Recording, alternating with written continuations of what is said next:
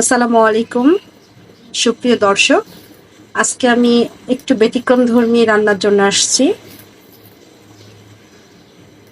সেটা হচ্ছে, আমরা অনেকেই ধুন্দল বা ধুমা বলি, আবার কেউ কেউ ওটাকে কেউ ধুন্দল বলে, কেউ ধুমা বলে। আর আরেকটা হচ্ছে ঝিঙ্গা। এই দুটার রেসিপি নিয়ে আমি আজকে করব, আলোচনা করব। এই কারণে আমি পেঁয়াজ নিয়ে নিয়েছি। প্রথমে সরিষার তেলে পেঁয়াজ দিয়েছি এবং কয়েকটা কাঁচা মরিচ। হালকা ব্রাউন কালার আসলে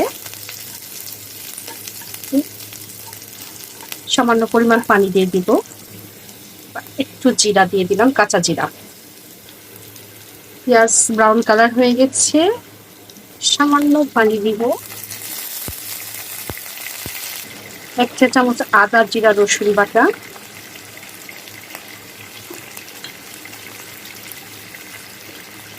মরিচের গুঁড়া 1/2 চা চামচ, হলুদের গুঁড়া 1/2 চা চামচের কম,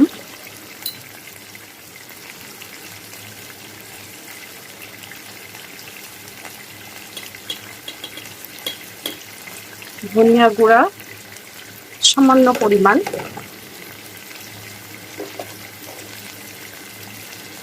লবণ 1/2 চা চামচ। কিছুক্ষণ কষাই নিব।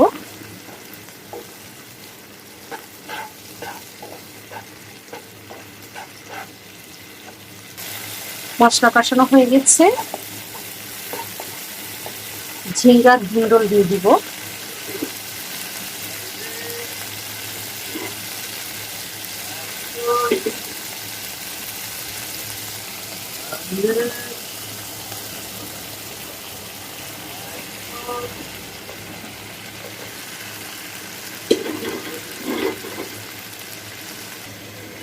ঝিঙ্গা ধুন্দল রান্নাতে আমি মশলাগুলো মিক্সড করে দিয়েছি। একটু ঢেকে রাখবো কিছুক্ষণ কষানোর জন্য।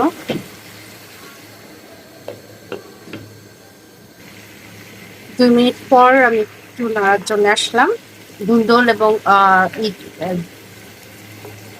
জিরা দিয়ে পানি বের হয়, তাই খুব একটা পানির প্রয়োজন হয় না। দেখেন পর্যাপ্ত পরিমাণ পানি বের হয়েছে।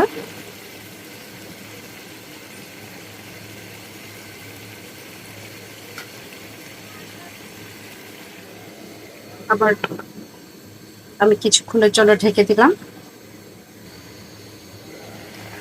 সবজি প্রায় শেষের পথে, এখন তেল দিব।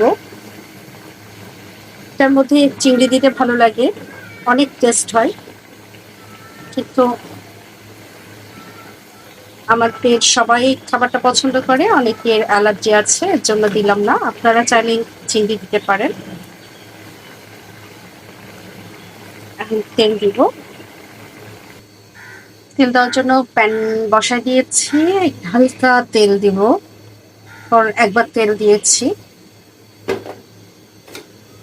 এর সাথে একটু রসুনের পরিমাণটা দিয়ে, রসুনের ফ্লেভারটা সবজির মধ্যে গেলে অনেক টেস্ট লাগে। একটু পেঁয়াজ, সামান্য একটু পেঁয়াজ দেবো।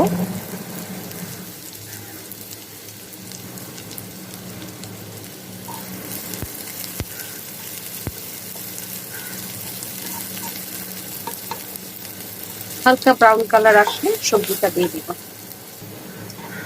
ব্রাউন কালার হয়ে গেছে, এবার আমি সবজিটা দিয়ে দিব।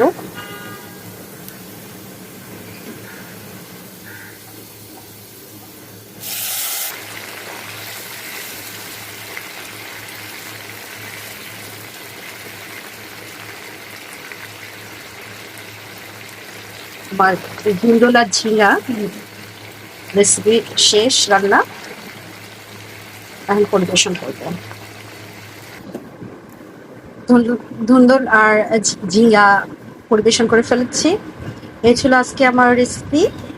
আপনারা সবাই এটা ট্রাই করবেন এবং কেমন লাগছে সেটা আমাকে জানাবেন।